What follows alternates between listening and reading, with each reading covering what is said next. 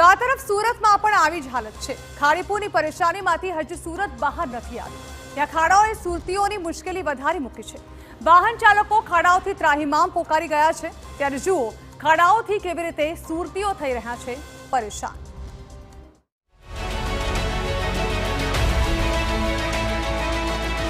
સુરતમાં ખાડા રાજ।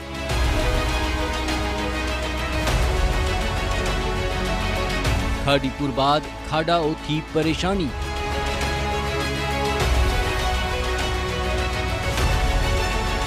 વાહન ચાલકો ત્રાહિમામ। એસએમસી ક્યારે આપશે ધ્યાન? સુરતના આ છે ડિસ્કો રસ્તાઓ। સુરતમાં ધોધમાર વરસાદને કારણે હાલ શહેરના અનેક રસ્તાઓનું ધોવાણ થઈ ચૂક્યું છે। રસ્તાઓ પર અનેક ખાડાઓ પડી ચૂક્યા છે, જેને કારણે શહેરના વાહન ચાલકોને ભારે હાલાકી પડી રહી છે।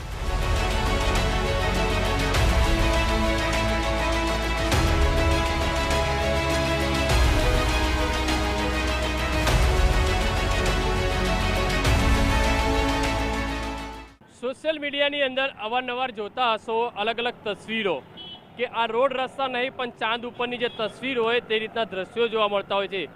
खरेखर आ जे दृश्यों छे ते सूरत शहेरना छे, कारण के सूरत महानगरपालिका द्वारा करेली जे प्री मोन्सूननी कामगीरी छे ते छती थता नजरे पड़ी रही है। कारण के सूरतनी अंदर जे भारे वरसाद पड्यो छे अने तेना कारणे सूरत शहेरना ठेर ठेर जे रोड रस्ता छे तेनुं धोवाण थयुं छे। मस्त मोटा जे खाड़ा पड्या छे। अत्यारे जे रीते जोई शकाय छे के स्टेशन तरफनो जे रोड है तेनी स्थिति है ते जोवा मळी रही है। सूरत शहेरनो एक रोड एवो नहीं होय के सारो छे, कारण के तमाम रસ્તાનું ધોવાણ થયું છે। લીંબાત અને ઉધના ઝોનમાં ઠેર ઠેર રસ્તા પર ખાડાઓ જોવા મળી રહ્યા છે। ખાડી આસપાસના વિસ્તારોના રસ્તાઓ સૌથી વધુ બિસ્માર હાલતમાં જોવા મળી રહ્યા છે। સારોલી મેઇન રોડ પર ખાડાઓ પડતા વાહન ચાલકોને હાલાકી થઈ રહી છે। વરાછા સરથાણામાં મુખ્ય અને આંતરિક રસ્તાઓ પર મસ્ત મોટા ખાડા જોવા મળી રહ્યા છે। આ ખાડામાં રસ્તાઓ કે રસ્તા પર ખાડા, એ જ સવાલ ઉઠે છે આ દ્રશ્યો જોઈને। એટલું જ નહીં, ચોમાસા પહેલા છેલ્લી ઘડીએ કરાયેલા યુટિલિટી વર્કના ખોદકામ અને પેચવર્ક પણ પાણીમાં ધોવાઈ ગયા। મસ્ત મોટા ખાડાઓથી વાહન ચાલકો હાલાકી ભોગવી રહ્યા છે। સાથે જ વાહનો પણ બંધ પડી જતા હોવાની ફરિયાદો ઉઠી છે।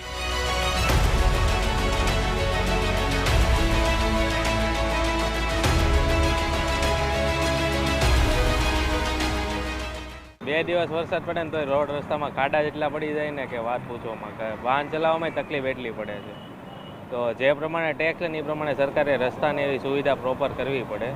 પ્રજા હેરાન હોવા છતાં જાણે તંત્રના પેટનું પાણી હલતું ન હોય એમ ખાડાઓનું પુરાણ પણ કરવામાં નથી આવતું। અમુકવાર ખાડાને કારણે અકસ્માતની ઘટનાઓ બને છે, તો અમુકવાર વાહન ચાલકો ખાડામાં પટકાતા ઈજાગ્રસ્ત થાય છે। ત્યારે કોઈ મોટી દુર્ઘટના બાદ આ ખાડાઓ પુરાશે કે કેમ તે સૌથી મોટો સવાલ છે।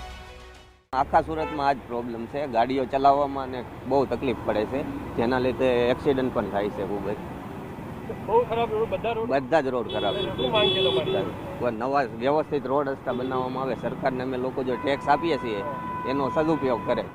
સુરત મહાનગરપાલિકાનું 10,000 કરોડનું બજેટ છે, છતાં સુરતના લોકોને કેવી સુવિધા મળી રહી છે તે આપની સામે છે। હવે સવાલ એ છે કે આ ખાડાઓ દૂર ક્યારે થશે?